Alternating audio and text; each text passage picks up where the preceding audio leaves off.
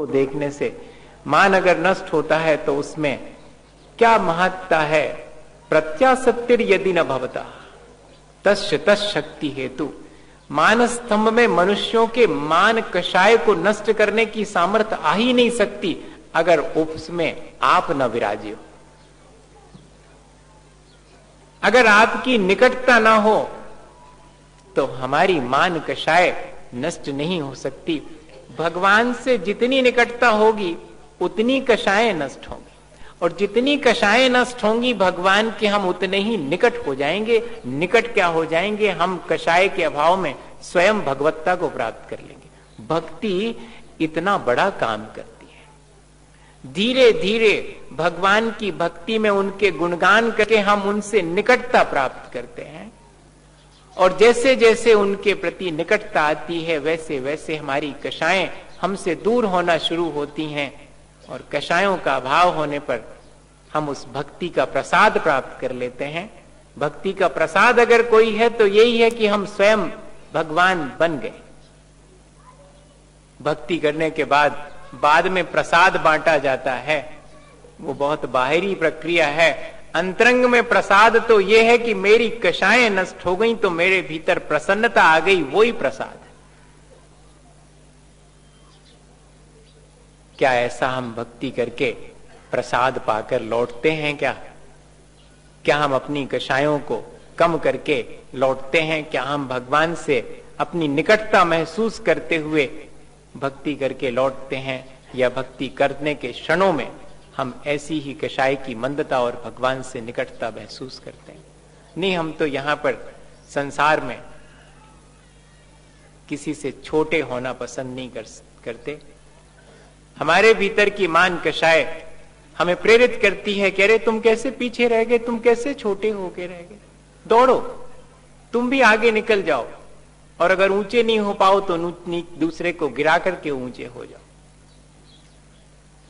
हमारी कषाएं तो हमें ऐसा करने के लिए संसार में प्रेरित करती है। उन कषायों को जीतने का सबसे आसान उपाय है भगवान के गुणगान में लीन होना, भगवान की वीतरागता को अपने भीतर प्रकट करने के लिए प्रयत्न करना। एक बिल्ली बहुत दुखी थी। किस बात से दुखी थी? उसको कुत्ते का बहुत डर लगता था। तो उसने एक जादूगर का जादू देखा। वो जादूगर किसी को कुछ भी बना देता था। तो बिल्ली ने भी उससे रिक्वेस्ट करी कि भाई थोड़ी मेरे ऊपर भी दया करो, मुझे भी थोड़ा बड़ा बना दो। तो कितना बड़ा बना दो? ये कुत्ता मेरे से बड़ा है, मुझे परेशान करता है, मुझे उसका बड़ा डर लगता है। तो उसने कहा ठीक। तो बिल्ली की पर्याय बदल गई, उसको कुत्ते की पर्याय मिल गई। लेकिन कुत्ते की पर्याय मिलने के बाद में एक नई समस्या शुरू हो गई। वो जंगल में शेर, चीता, ये भालू, अब ये इतने सारे लोग, इनसे डर लगने लगा। उसने फिर से जादूगर से कहा कि इनमें से कोई, ये तो आपने बहुत कृपा करी, इनमें से कोई बना दो थोड़ा और बड़ा। तो शेर बना दिया, भालू भी बना के देख लिया, चीता बना के देख लिया, लेकिन सबको फिर एक डर कि शिकारी ना आ जाए। तो जादूगर ने कहा कि तुम तो जो हो वो ही रहो, अकेले पर्याय बदलने से नहीं होगा, भीतर तो चेतना वही है जिसके भीतर भय है। ऐसा करो ना कि भीतर का भय निकल जाए तो कोई भी पर्याय में रहो, कोई फर्क नहीं पड़ता, और भीतर का भय निकल जावे तो एक ही पर्याय है, सिद्ध पर्याय, और संसार की कोई पर्याय नहीं मिलेगी। भगवान क्या कह रहे हैं? भगवान हमें संसार के किसी पद प्रतिष्ठा और मान सम्मान प्राप्त करने के लिए नहीं कह रहे हैं। वो तो ये कह रहे हैं कि अगर वास्तव में अपने आप में प्रतिष्ठित होना है, अगर वास्तव में कोई सम्मानजनक जीवन जीना है, तो इन सब कषायों से मुक्त होकर के उस वीतराग स्वरूप को प्राप्त करो, जहां कोई भय नहीं है, जहां कोई आसक्ति नहीं है, जहां कोई अज्ञान नहीं है। शायद यही प्रेरणा तो हमें भगवान की भक्ति से लेनी चाहिए। वादिराज महाराज के भक्ति करने का ढंग बिल्कुल अलग है। भगवान से कहीं कोई याचना नहीं है, कहीं कोई उनसे अपेक्षा नहीं है, सिर्फ भक्ति का आनंद लेने का जरूर भाव है। और वास्तव में भक्ति वही सार्थक है जिसमें हम भक्ति के क्षणों में और भगवत्ता का अनुभव करते हैं, अपनी कषाएं और आसक्ति और अज्ञान छोड़ करके अत्यंत प्रसन्न भाव से भक्ति करके और आनंदित होते हैं। आगे वादिराज महाराज कह रहे हैं कि अकेले मान कषाय का ही नहीं, समस्त कषायों का ये भक्ति हमसे दूर करने में कारण बनती है। हृदय प्राप्तो मरुदपि भवन मूर्ति शैलोपवाही सद्या पुंसाम निर्वधि रुजा धूलि बंधम धुनोति ध्याना हूतो हृदय कमलम यस्तु तुम प्रविष्ट तस्या सक्या कई विपुने देव लोकोपकारा। हे भगवान, आपके पर्वत के समान उत्तुंग ऊंचे देह से जो हवाएं स्पर्श करके गुजरती हैं, वे हवाएं दूर दूर तक जहां जिसके समीप पहुंचती हैं उसका स्पर्श करके उसे समस्त रोगों से मुक्त कर देती हैं। रोग रूपी धूल को बेउड़ा के ले जाती हैं। जैसे कि हवाएं जो बहुत तेज तेज पर्वत से टकरा करके चलती हैं, वे कितनी धूल को उड़ा करके ले जाती हैं, ऐसे ही आपके पर्वत के समान उत्तुंग ऊंची देह से जो हवाएं टकरा करके जाती हैं, वे लोगों के रोग रूपी धूल को नष्ट कर देते हैं। बड़े से बड़ा रोग कौन सा है भैया? कषाय से बड़ा कोई रोग है क्या? और कषाय में भी लोभ से बड़ा कोई रोग है क्या? सारे रोग उसी एक लोभ से उत्पन्न होते हैं, जितने भी मानसिक रोग हैं। शरीर में भी अगर कोई रोग होता है तो हमारे पूर्व संचित उन्हीं कर्मों की वजह से होता है, और वे कर्म हमारी कषायों से ही हमने संचित किए हैं, अपनी अज्ञानतावश हमने वो संचित किए। उन सब संचित कर्मों की धूली को भी कब नष्ट होती है? ध्याना हो तो हृदय कमलम यस्सु तुम प्रविष्टा। जिसने ध्यान के माध्यम से हे भगवान भक्ति के क्षणों में आपको अपने हृदय में बिठा लिया है। अकेले आपके शरीर से छू करके जाने वाली हवा इतना काम कर सकती है, तो कोई अगर अपने हृदय में आपको बिठा लेवे तब तो उसके द्वारा कह लोकोपकारा ना शक्या। कौन ऐसा लोक का उपकार है जो उससे ना हो सके? दो चीजें आवश्यक हैं। एक, ध्यान के माध्यम से, एकाग्रता के माध्यम से भगवान को भक्ति के क्षणों में अपने हृदय में बिठाना, और दूसरा, हृदय को लोभ से रहित करना। जितना निर्लोभ होगा व्यक्ति उतना ही उपकारी होगा। लोभी व्यक्ति दूसरे पर उपकार नहीं कर सकता। देख लो आप, अपने भीतर लोभ जागृत हो जावे तो एक जरा सी चीज दूसरे को देने में 10 दफे सोचना पड़ता, दूसरे का उपकार करने में। तो कह रहे हैं कि हे भगवान, अगर आपको अपने हृदय में कोई एकाग्र होकर के और बिठा लेवे तो उसके द्वारा संसार का कल्याण ही होगा, क्योंकि वो स्वयं ही इतना निर्लोभी हो जाएगा कि संसार की आसक्तियां उसे नहीं घेरेंगी और वो अपनी आसक्तियों से बच करके संसार का और अपना स्वयं का भी कल्याण कर ले। एकाग्रता नहीं सध पाती। कौन आया, कौन गया, किसने पूजा में चावल चढ़ाए, ठीक से पूजा करी या नहीं करी, किससे भक्ति अच्छे से बन रही है कि नहीं बन रही, कौन प्लेट बजा के भक्ति कर रहा है, कौन पैर हिला के भक्ति कर रहा है, सब देखने में आता। हम कैसे कर रहे हैं ये वन नहीं देखने में।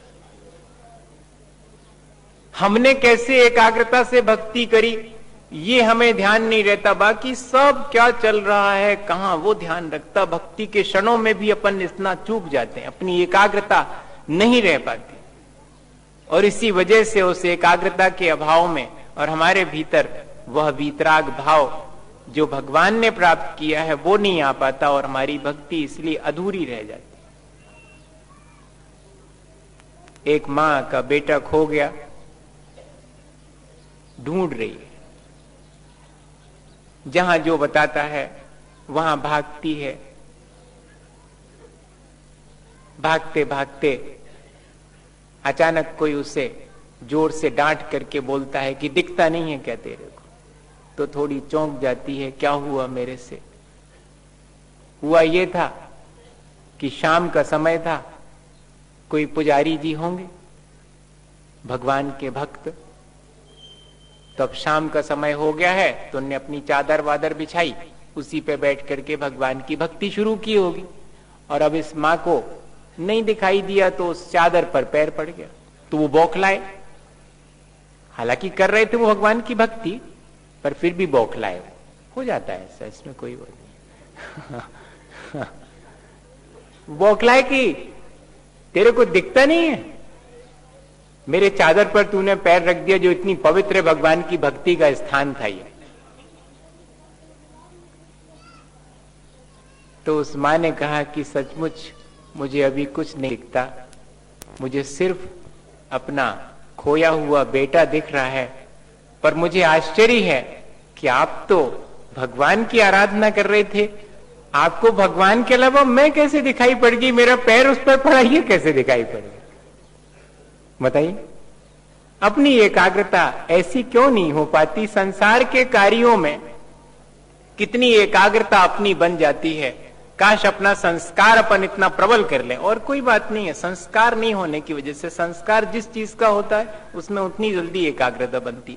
अपन भी भगवान की भक्ति का संस्कार इतना प्रबल बनाएं कि हमारी भी क्षण भर में ही ऐसी एकाग्रता सध जाए कि दीन दुनिया में क्या हो रहा है, जैसे हम उन सब से थोड़ी देर को सही बेखबर हो जाएं और फिर भगवान के ध्यान में लीन हो जाएं। तब फिर जरूर से हमारे कर्म हटेंगे, हमारा लोभ घटेगा, संसार से आसक्ति घटेगी। वही भक्ति हमारे जीवन में, हमारे जीवन को अच्छा बनाने वाली है, जिस भक्ति में हम अपना लोभ घटाते हैं, अपनी अज्ञानता घटाते हैं और भगवान के निकट आते हैं। वादिराज महाराज की इस भक्ति की भावना से हम भी प्रेरणा लेकर के अपने जीवन में ऐसी भक्ति को प्रवेश दें जिससे कुछ नहीं बनता भैया। जो पढ़ा लिखा भी नहीं है, जिससे 4 लाइनें बांसते नहीं बनती शास्त्र की, वो भी कर सकता है। जिसके पास बहुत सारी डिग्री नहीं है, जिसके पास धन पैसा नहीं है, वो भी कर सकता है।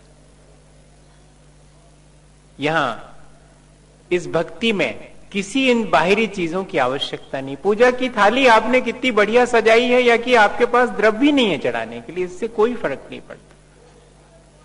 महत्वपूर्ण तो वहां पर यह है कि मैं कितना उस वीतराग भाव के प्रति एकाग्र हुआ हूं और मेरी राग द्वेष से कितनी निर्लिप्तता हुई है, कितनी मेरी वृत्ति में निर्लोभपना आया है, कितना मेरा मान कषाय घटी है। ये जो है वो भक्ति की उपलब्धि है। ऐसी ही भक्ति अपन को करनी चाहिए। लोभ के बारे में तो जगत प्रसिद्ध हैं बहुत सारी घटनाएं। अपन भी एक घटना याद कर लेते हैं कि कम से कम ऐसा वाला लोभता ना हो। थोड़ा बहुत तो चलेगा, थोड़ा लोभ तो नहीं तो अब ऐसे कैसे काम, अब संसार में एकदम थोड़ी निकल जाएंगे एक झटके में, थोड़ा बहुत। लेकिन ऐसा ना हो कि बिल्कुल ही उसी में उलझे रहें और जरा भी भगवान की भक्ति के लिए, अपने कल्याण की बात के लिए जरा भी समय ना मिले, दूसरे के उपकार के लिए भी अपना मन न बने। इतना लोभी तो नहीं होना चाहिए। एक बहुत गरीब व्यक्ति था, तो परेशान बहुत था वो अपनी आर्थिक स्थिति से। तो राजा को उस पर दया आ गई, तो राजा ने कहा भाई ऐसा कर, थोड़ा परिश्रम तो तुम्हें भी करना पड़ेगा। क्या करना पड़ेगा? दिन भर में सुबेरे से शाम तक मेरे खजाने से जितना धन पैसा सोना चांदी ढो सको तो ढो लो। अरे इसमें क्या परिश्रम? उसने कहा ये तो बहुत आसान सा काम है। घर में आकर के उसने और सबको कहा, सब बड़े खुश हुए। अब खुश तो हुए, लेकिन उस खुशी में भूल गए। क्या भूल गए? कि जल्दी से जाओ ले आओ। नहीं नहीं, इतनी बड़ी चीज दिन भर में अपन कितना सारा ढोलेंगे। अब घेर लिया लोभ ने, बहुत सारा ढोलेंगे, अब काय को जल्दी, अभी तो 3-4 दिन से भोजन नहीं किया है, सो उधार खरीद के लाओ, सब चुकता कर देंगे बाद में। तो खूब बढ़िया बढ़िया चीजें ला करके भोजन किया। अब भोजन की तासीर तो ये है कि आपने किया है भोजन तो विश्राम भी करो, है ना। तो जनाब सो गए। अब सो गए तो फिर दोपहर में नींद खुली। फिर भी उन्होंने कहा अभी बहुत गुंजाइश है, सूर्यास्त होने में बहुत समय है और मुझे करना क्या है, जल्दी जल्दी जो है खजाने से निकाल के ले आऊंगा, घंटे भर में तो बहुत सारा ले आऊंगा मैं। चले जनाब, अब रास्ते में चले जा रहे। अब मोटर गाड़ी में बैठ के भी नहीं जाएंगे, पैदल पैदल चलो, काहे को पैसा खर्च करो। हाँ, तो रास्ते में देखा कि कोई खेल तमाशा दिखाने वाला खेल तमाशा दिखा रहा और बड़ा इंटरेस्टिंग। तो खड़े हो गए, कैसा चल रहा है। अब इतना बढ़िया लगा उनको कि उसी को देखते रहे। और जब वो खेल खत्म हुआ तो इनका भी खेल खत्म हो गया, क्योंकि सूर्यास्त हो गया। अब जब ये पहुंचे वहां पर तो उन्होंने कहा कि वो तो सूर्य उदय से सूर्यास्त तक की बात थी, और हाथ में क्या आया? कुछ भी नहीं आया। हमारे अपने जीवन में क्या होता? हमारे जीवन में भी लोभ के चलते आखिरी जाते समय हमारे हाथ खाली ही रह जाते। मिला तो था कि पूरे जीवन में जितना निकाल सको अपने जीवन से, खजाने से, उतना प्राप्त कर लो। खजाना तो हमें हमारे हाथ में दे दिया गया था, बता भी दिया गया था कि हमारी वीतरागता हमारे भीतर है, हमारा खजाना हमारे भीतर है, जितना निकाल सको। तो हमने सोचा कि वीतरागता में क्या देर लगनी, अभी छोड़ता हूं राग द्वेष, अभी छोड़ता हूं मोह और फिर अपने स्वरूप में बैठ जाऊंगा। नहीं, पूरा जीवन निकल जाता, राग द्वेष छूट नहीं पाता। आज थोड़ा ही तो किया है, कल और थोड़ा कम कर लूंगा, धीरे धीरे कर लूंगा। नहीं, पूरा जीवन निकल जाता उसी राग द्वेष और मोह में। हम जरा एक रत्ती भी नहीं कर पाते हैं कम। बाहर से भले ही बहुत कुछ कर लेते हैं, लेकिन भीतर की कषाएं और अज्ञान को कम करने का उपक्रम हमारा नहीं हो पाता और पूरा जीवन निकल जाता है। और हमारी अपनी संपदा जो हमारे भीतर हम लेकर के आए हैं, उससे हम वंचित रह जाते हैं। हम कोशिश करें कि अपनी इन कषायों को थोड़ा सा कमती करें और भगवान के प्रति निकटता का एहसास करें, तो हमारी ये भक्ति भी हमारे जीवन को बहुत ऊंचा उठा सकती है। इसी भावना के साथ कि हमारा जीवन अच्छा बने, बोले आचार्य गुरु विद्यासागर मुनि महाराज, आचार्य गुरु विद्यासागर मुनि महाराज।